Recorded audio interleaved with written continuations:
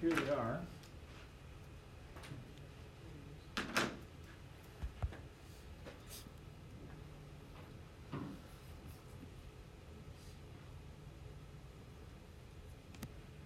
Here you can see all those. So, number one,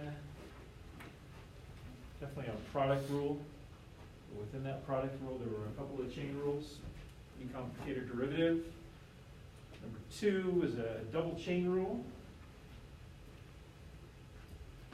Assuming I did all my arithmetic right, which I hope I did. -9/2 for the slope of the tangent line. I just did.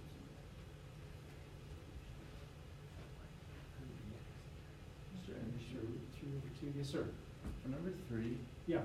Did you find g prime of 3, or did you just stay at Oh, I left it as g prime of x, didn't I? Okay, plug in a 3. Okay. Sorry, yeah, 5 to the 12, h of 6, 5 to the 12, 5, yeah. H prime of 6. Sir? For 3, could you basically cube everything and then Sure. went there from the derivative? Sure, so it would have been like 5 to the 12x. Would have been 125 to the 12x or just you just don't have to include the 5 too. Well, so if you have a base to a power, and then that's to another power, you multiply your exponents. You leave the base the same. So it'd just be 5 to the 12x. And then it would be h cubed of 2x. And so, yeah, it could be argued that that's simpler. I don't know. I think that could be argued. Sorry, I didn't plug in a 3. Plug in a 3 all the way to that, and that should be the answer.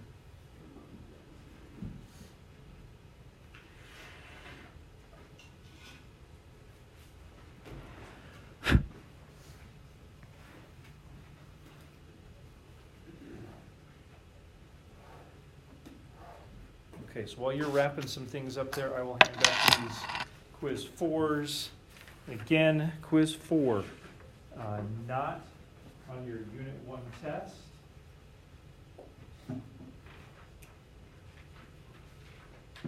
It'll be the Unit 2 test a long time from now. Okay. There you go.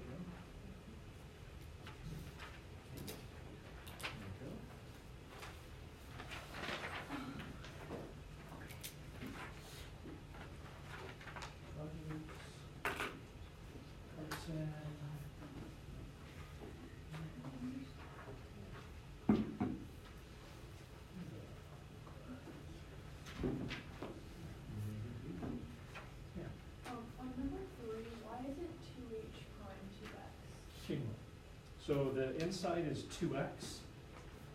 So when you differentiate the outside is definitely h prime of something, and something being 2x. So when you do the chain rule, you have to multiply by the derivative of that little inside. The derivative of 2x is just 2. Oh. So maybe, maybe I could have, instead of putting 2h prime of 2x, I could have written h prime of 2x times 2. It might have made the chain rule seem a little more obvious. But yeah, it's just coming from a chain rule. Out of coal, here you go. Yes, sir? Do you want me to step out? Nope, you get your own. No, we haven't taken You get a whole other thing. Carter, here you go. Quiz 4. Yes. You're welcome to look at these, like, these don't need to be a secret. I mean, can you imagine? There's a power rule on this, right? You gotta know the derivative of cosine. There's an this should not be a mystery. Looking at it won't necessarily reveal anything you should have already known anyway, so that's fine. Shirley, there you are. Maddie, there we go. I think that's it. Everybody have their quiz 4 back? I think I got that good. Unless I messed something up. Okay. Okay, so guys, do you have any follow-ups, having looked at these answers here on your warm-up? Any questions? Yeah, Hunter? I don't know, one just kind of like a clarification. So when you say dy of dx of that equation, since there's No, so I didn't say that. I want to go back because it's really important. I didn't say find dy dx of that equation. I said find dy dx. And so I'm saying find this thing if y equals. So I'm asking you to do what? Just to look to see if you can find the dy dx of that. Right, but as far as an action, like if I say I want you to find dy dx, what do you have to do to actually find it? Take the derivative. With respect to? Okay. So this actually, not that we're going to jump right into our topic, like our implicit differentiation right now, but this is a nice segue. Check this out. So if I tell you find, with our implicit differentiation, isn't that, I know you just did it for one day, that's a common instruction, right? Mhm. Find dy dx. The difference between this question right here and what we learned last Thursday is, do you see how in this case the y is defined explicitly? Mhm. It's by itself. But the process is really no different. So if I had, I'll just write out real quick, y equals e to the 3x to the 5th minus 4x times cosine of e to the x, me asking you to find dy dx is essentially asking you to do this. Do d dx of both sides. Okay, since there's no y, so you don't have to worry about it. It's not that there's no y. There's one y, and it's on the left side. What's d dx of y? Just dy dx. It's dy dx. Oh. So when I say find dy dx, since this is an explicitly defined equation, we say, oh, well, gosh, d dx of the left side, that's the only y. Dy dx, as long as I can handle whatever's going on the right side, done. Okay. If the right side, like, God forbid, let's say this was a y. Then we'd have to. Oh, now implicit differentiation is going to be a thing. Yeah, there's going to be like that dy dx factor that would show up on the right side, and we'll have to do some algebra and stuff to get Okay. what we want. But because y is defined explicitly, Okay. it's very simple on the left, more complicated on the right for sure, but it's not implicit on this one. Okay. That make sense? Yep. Okay, I was going the right direction? Yes. Cool. Yes. Okay, what else can I do for you guys?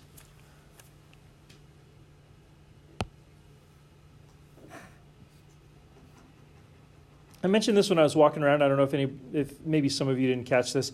I think some of these, at least numbers 1 and 3, I would say they're probably a step beyond what, like the College Board, or maybe what I would expect you to do on a unit test or something like that. It's far from impossible, but from a time perspective, they're pretty complicated, and sometimes complication can become a distraction. We certainly don't want that. So if you're handling these okay, that is fantastic. If there's some good and bad kind of together, that's okay too right now. You don't have to have these like totally mastered yet. If you're in process, I think that's fine. So what else? What else can I do? Joe. Where does that natural log come from on number 3? On number 3, where does that? There's no natural logs anywhere. They're all h's. So there's a natural log of 5 times 5. Oh, darn it. Yeah, there is a natural log right there. Sorry. So it comes from this, and this came out for sure on our concept quiz 4, the one that I just handed back. DDX, and it comes from, the short answer is, it comes from the derivative of the numerator. Okay. So the derivative of a to the u, where a is some constant, like 5, or 7, or 2, or 3, or whatever. So a is some constant, and u is some function in terms of x. Like in this case, 4x. 4x, Yep. So the derivative of this is ln of a times a to the u times u prime. right? Okay. So this is right off of your little derivatives list we had there in Derivative Skills 1, except this has been chain ruled, and so you have that extra times u prime That makes sense. factor out there. Yep, and that's the long and short of it. And where that actually comes from is change of base formula, getting over to like using logarithms and changing the base over to e's. And I know probably none of you have done that because your calculators changed the base for you. Well, whatever. That's the kind of the long answer where it came from. Okay, that makes sense. I at first looked at my h's and I thought, gosh, those do look like ln's, sort of. But yeah, there is the one natural log of 5. What else can I do? please speak up. Kaylin asked about the 2. You're good with that? I don't know if anybody else had a question about this 2 right here.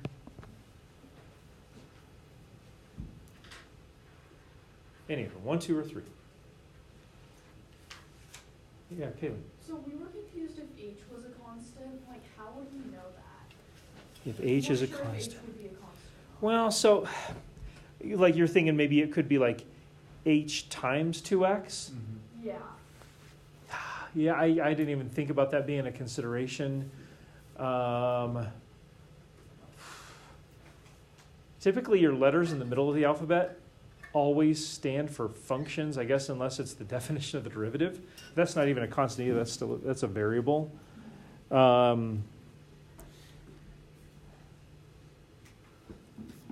don't have a good answer to that other than it's just convention, like the thought, and I guess the way that I look at it is like all of my math travelings over the years, when I see h of 2x, there's a 0% chance that I think is h a constant, just because f, g, h, l, like those are always like function names. I don't know. If you're taking your test and you have a question about that, just ask. Okay. The AP test will use a wide variety. There was an old AP question from like 2-3 years ago, and it was nicknamed alphabet soup because there was like 5 functions. There was like F, G, P, H, and L of X, like all of them, and you had to do all these different things with them and blah, blah, blah. And so I would get comfortable with just a variety of function names, I guess. Yeah. I don't know. I guess I could have clarified there and said H is some other function, right? So that maybe would have been better. Yeah. Good question. Anybody else? These are great questions because I don't want you to spend any mental energy thinking about that. Like when you're doing a quiz, I don't want you to think, oh my gosh, is H a constant? Or is H a function? I want you to just be able to smoothly navigate details like that so you can get to the meat of it. Okay, so people are not raising their hands anymore. So that means we're good? Okay, fantastic. Well, let's do a little work with implicit differentiation. Let's see how you're doing. Let's see how much you remember.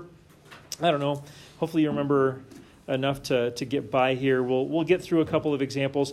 I thought that I would start us off with a pretty standard one, pretty similar to the one that we finished with last time. So if you would, turn over to our little practice section. I think I got like two questions on here. Yep, we only have 2. So let's start off with number 1. This will be a good connector from last time. It says, find dy dx. And while you're starting to like digest this and look at this, can anybody explain how on earth you would know to use implicit differentiation on something like this, maybe? Well, just mathematically, it looks like there's no possible way to get the y on one side. There actually is on this one. There is. Right, show that. On the left side. Couldn't you just factor out a y Whatever and divide? Yeah. So I don't want you to do it that way because I want you to practice the thing that you're going to need the skills with. The next one I think is mandatory if I remember right. So Reese, what I would say is this. Some of the cases you're right. In some of the cases, like it's just going to be impossible. Like there's no way you can do it. This one, factoring and solving would get you into a quotient rule, which honestly, I think once you get up to speed with this implicit differentiation, I would wager that implicit differentiation might be faster than the quotient rule here. It's at least a debate. But the bottom line is I want you to practice it, so I do want you to try implicit differentiation. Y is defined implicitly. And like Reese said, some cases it's going to be impossible. Other cases like this might be possible, but inconvenient. So I would use implicit differentiation here. Last hint. Both terms have a very particular quality about them. Both terms on the left side. What are you going to have to use for both terms on the left side? Got to use a product rule because they're both products. Wait, So, wouldn't the derivative of the constant just be 0, so that's cancel out? and that's a constant multiple. So there's a big difference between a constant term and a constant multiple. So d dx of 3, To 0. that's 0. Because the rate of change of a constant, there is no change, Yep. right? So d dx of 3x, 3x is not a constant, so we can't just say That would be. 0. okay. So what you would say here is you'd use the constant multiple rule or the constant constant multiple concept.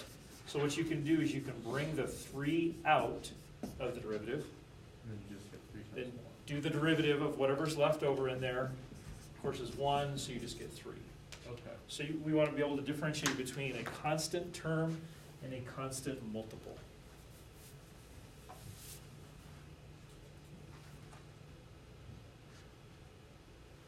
Okay, so like I said, give you a few minutes to try this one.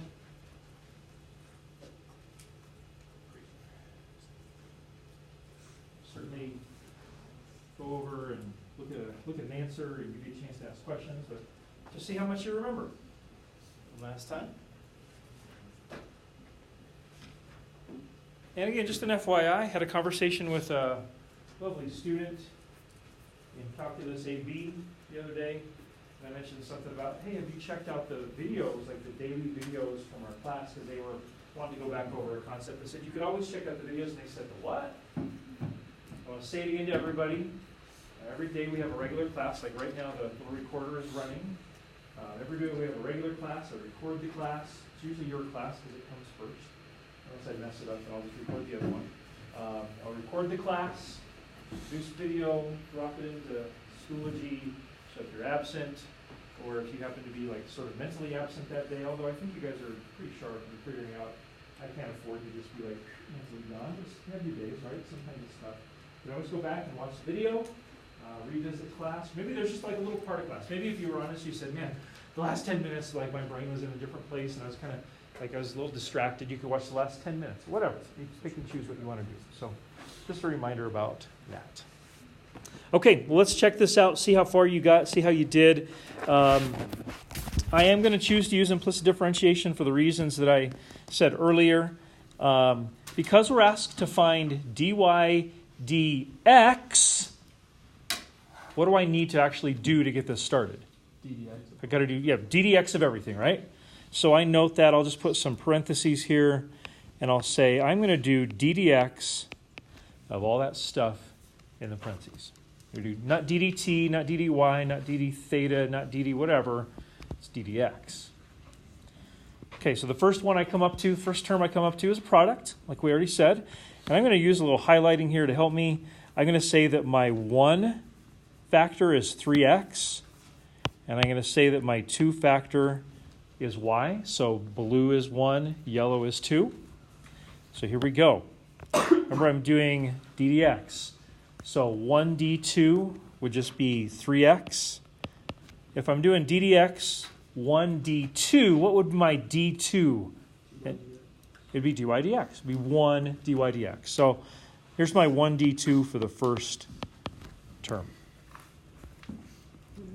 Plus 2d1. Well, 2 is just y. And what's ddx of 3x? 3. And that's it, right? Just 3. So I'll go times 3. And I have found the derivative of my blue-yellow term. Let me just pause for a second there. Any questions about that? Speak up.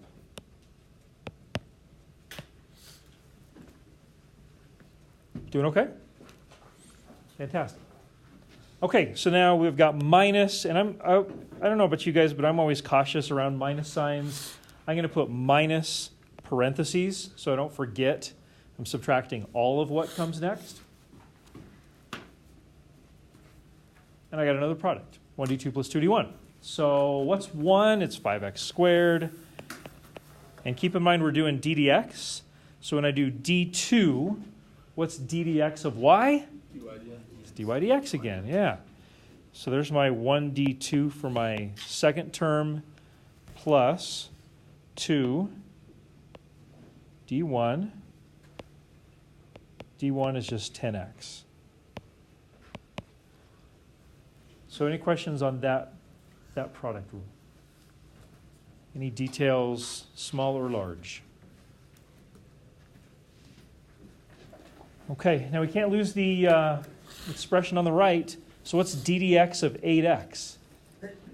Bless you. Sorry? It's just 8, right? Because we're doing d dx of an x term. The chain rule factor is just a 1. So I'll just put 8 over there. And I've actually done, honestly, I've done all the calculus that I need to do, haven't I? What remains is algebra. Doesn't mean that it's easy, but that's what it is. No more derivatives to be done. I've got them all up there. Okay, so distributive property, there with the minus sign, so it'd be minus this, minus that, equals 8. What should I do next if I'm trying to get the dy dx solved for? Subtract the dy dx over 3x and 5x squared. Don't I need to get these two over to the right side first? Maybe you already did that. Yeah. I got to get those over there. So here's what I usually do. I'll take those over. I'll say 8 plus 10xy minus 3y. I'll just get that right side all set up.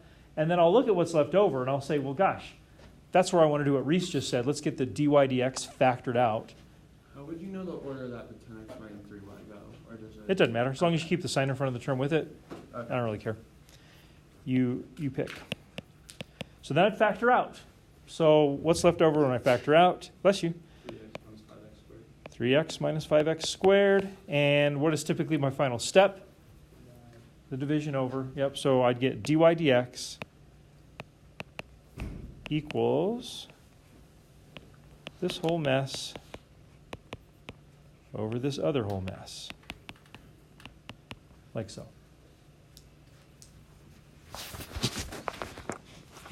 Okay. Is that a good refresher? Any follow-up questions on anything like that?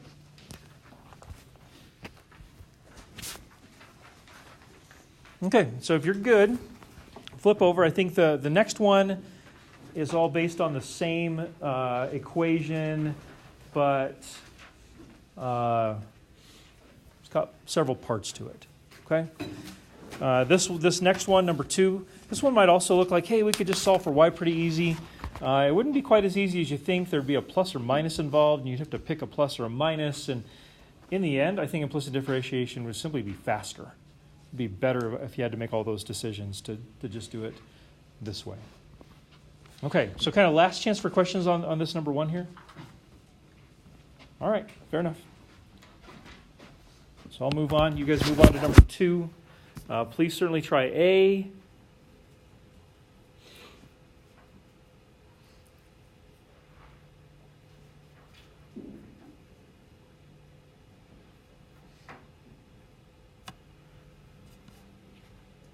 There we go.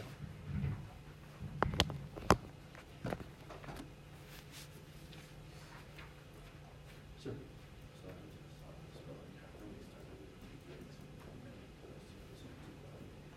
Well, so DDX is an action.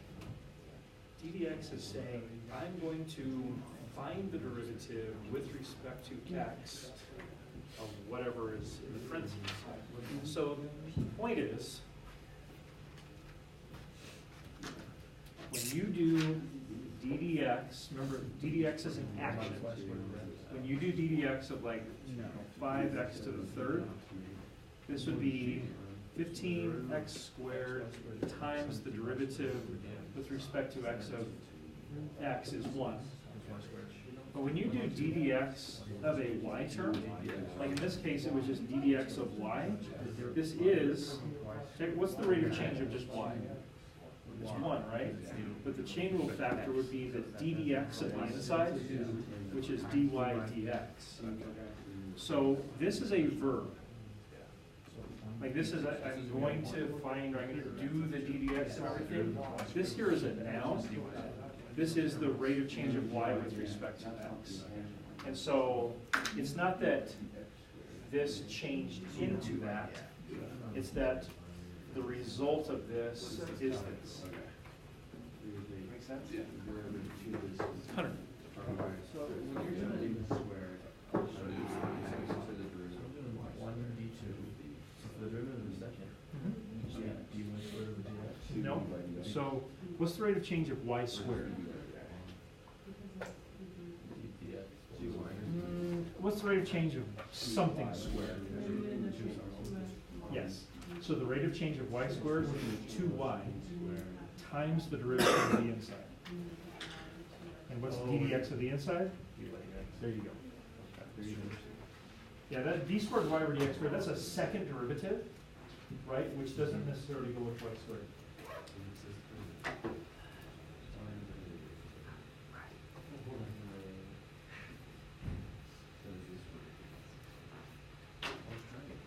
Oh, okay.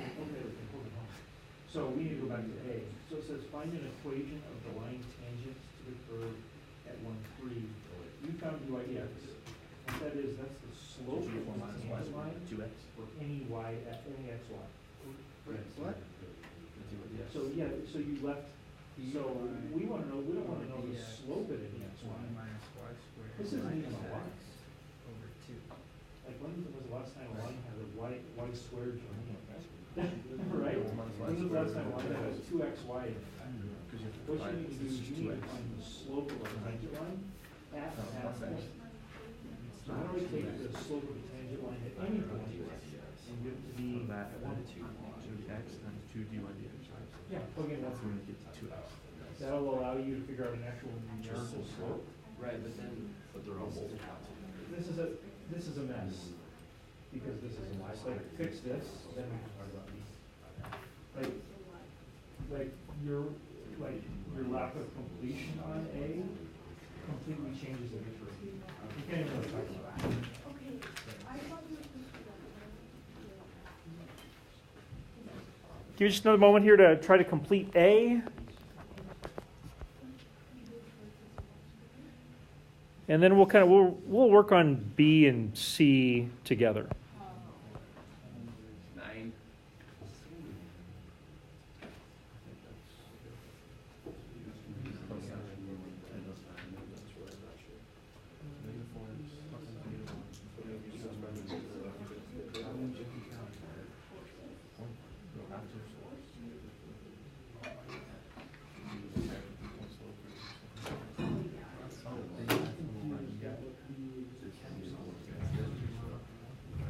Okay, hey, let's take a look at A. So in A says find an equation of the line tangent to the curve at 1, 3. What are the two things you got to have to find the equation of a tangent line? Say it one more time. Slope of the line and point of tangent. Yeah, slope of the line, slope of the curve, as well as the point of tangency. Of those two things, which one did I just give you without any effort on your part at all? Yeah, 1, 3, point of tangency. I kind of had to give you that in that form. So wouldn't it be fair to say that right now, before I really even tried anything, couldn't I say that my answer for A is going to be y minus 3 equals blank times x minus 1? Doesn't my answer have to look like that? I haven't figured out what the slope is yet, but it has to look like that. So maybe from a conceptual standpoint, maybe this is a good move. Just write out your equation of the tangent line minus the slope. Then we get busy on the slope. All right, here we go. To find the slope, I need to find dy dx. That's the slope of the tangent line. The issue here, of course, is that y is not explicitly defined. And this one's going to be, I would say, prohibitively a pain to solve for y. Implicit differentiation is going to be easier, so I'm going to go with that. So I need to do ddx of everything because I'm trying to find dy dx. So here's what that would look like. What's waiting for you on the first term? A product rule again. A lot of product rules in these for sure. So I got to do 1d2 plus 2d1. So here we go. 1. Isn't that just x? I noticed that d2 is a little bit of a struggle. What's the derivative of something squared? 2 something. So I would say the derivative of y squared is going to be 2y. What's the chain rule factor on this one? Times dy dx. That's right. So that's my 1d2 plus 2. What's ddx of x? 1. So I'm not going to write times 1. I could, but I'm not going to. Equals, I skipped over this. What's ddx of 8? 0. And what's ddx of x? 1. Okay. How are we doing so far? Okay, I'm going to skip to the dy dx. dy dx would be 1 minus y squared over 2xy.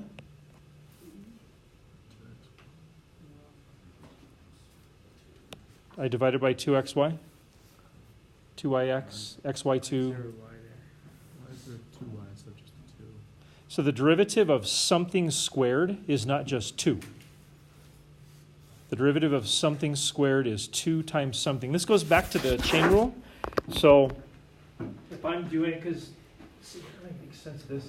So if I'm doing d dx of x squared, isn't the derivative of something squared 2 times something? Wouldn't you leave the y and the dy dx? Nope, times, this would be times 1, right?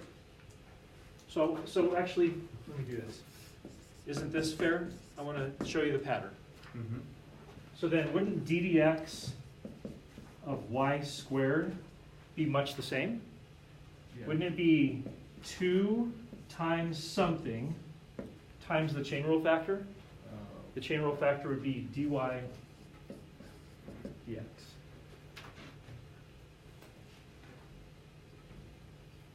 What do you guys think? This is not where you just sit there. We got time. This is not where you just sit there and say, oh, gee, I don't have any idea what's going on, but I don't know what to say. This is where you say something. Thank you for saying something. Anybody else? Carter. So for like dy dx equals 1 minus y squared over 2xy. Yep.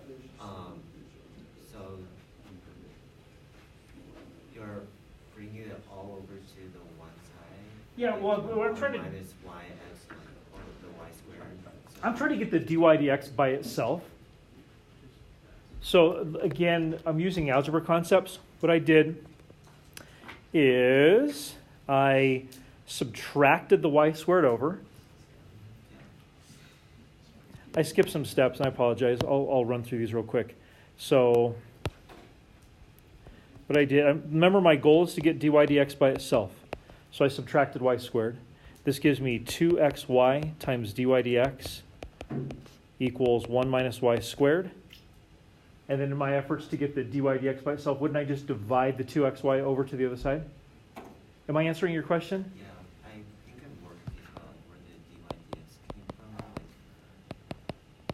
You're wondering where it came from? yeah, because like the x times 2y. So- Yeah, so wait, I don't know if I have time to totally camp out on this thing. I'm going to do my best. So it's a chain rule situation, right? So d dx, the issue is we're doing d dx of a y. That's where the chain rule factor shows up. So d dx of something squared, d dx of something squared is always 2 times that something, right? But then the chain rule is always in play. So d dx of an x, the chain rule factor is just dx dx, which is just 1, right?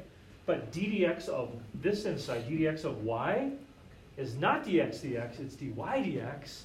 In fact, if this was a t, wouldn't this be dt dx? If this was a p, this would be dp dx, etc. Yeah.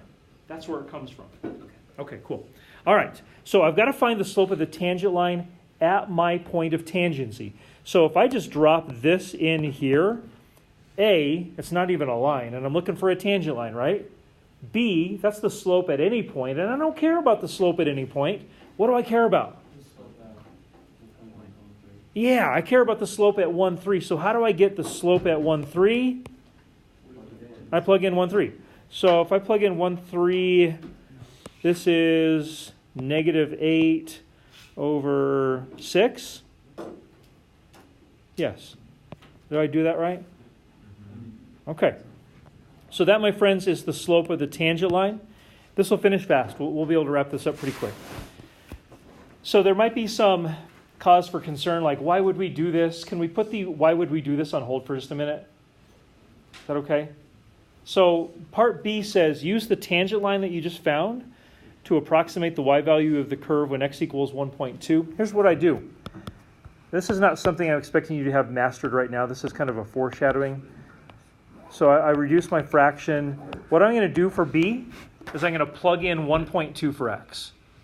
just going to plug it in because it said use your tangent line to approximate the curve. So I'm going to plug into my tangent line. I put calculator active here. I guess you really don't have to. It'd be 2/10, so it'd be 3 plus 8/30, 3 plus 4/15, I think. Like if you solve for y. I guess you didn't have to have the calculator. They do this right?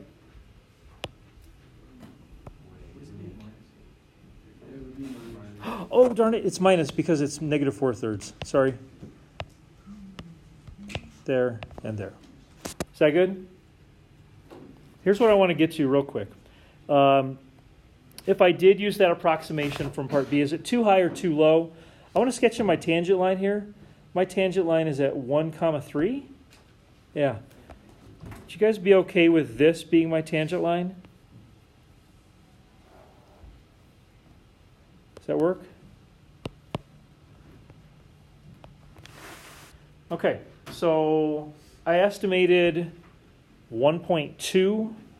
So 1.2 is, like right in there somewhere. So would you say that my estimate using the line, would you say that that is too high relative to the curve or too low relative to the curve? Too low. Isn't the line always below the curve? Can you see that? So since the line is always below the curve, we would say too low. Too low. And again, don't stress too much. I put this in here as kind of like a shadowing of things to come, right? This last part. Make sure you do know how to find the equation of a tangent line and implicit differentiation, but that last part was just a little bonus. Luke. I don't understand how you can use the slope, like, if that's at the point when you're at a number x. I heard you kind of quieted So, down there. like, you use 1,3 to find the slope, right? So then how you use a new x and still keep that slope? Sure, a line has constant slope, right? The key here, the thing that I think you're uncomfortable with is probably this word.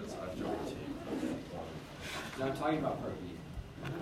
So in part B, I didn't find a new tangent line equation.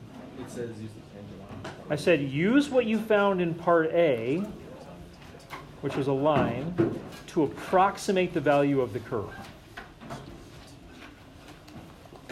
You guys are all welcome to go. Have a good day. So Luke, I didn't change my line, right? You see a new slope? No, that's not why don't you have to redo the ydx with the 1.2? Because I'm not finding a new tangent line equation. Now, if it said find a new tangent line equation at x equals 1.2, then I'd have to do just that. Why is there not going to be a new tangent line in a new x? Yeah, so it's based on the instructions, and that's why I think your discomfort is with this word. You may not know it yet. So what we're doing here, would you agree with me, look down at the graph, would you agree with me that isn't the blue line a reasonably good approximation for the green curve? I mean, it's not perfect, but it's reasonably good.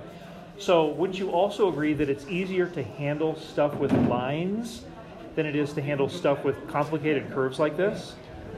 So there will definitely be times when we see a complicated curve and our idea is, you know what? If I could simplify this and get a line that helps me describe the curve pretty good, why not just use the line, right? So part B is saying, essentially saying this. Can you find the y value of the curve at 1.2? And maybe your answer is, gosh, maybe not. Okay, well, instead of trying to find the y value of the curve, why not just use the tangent line to approximate the value of the curve? We want to know the y. And finding the y of the curve at 1.2, you might say, that seems hard. Why not just use the line to approximate it? Because that's easy. right? And so that's what we did. We said, you know what? We think that the y value of the curve is approximately 3 minus 4/15. So, and the fact that I used 1.2 as my point of approximation is good, because my point of taking is 1, right? So we argued that the approximation is actually pretty easy.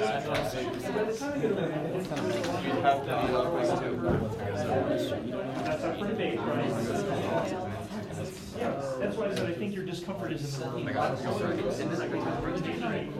taking this line and we're saying, this line is representation of the curve. Sure, I mean, you can see it on my graph, but you know, if you zoom way in, we all got 57. What did he do? Yeah, we were debating. I got 57 last year, and then I got a 57. I don't know.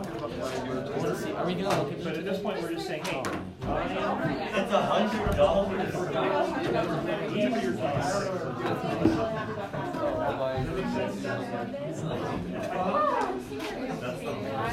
Like he doesn't. I was so. I don't want to say yes, but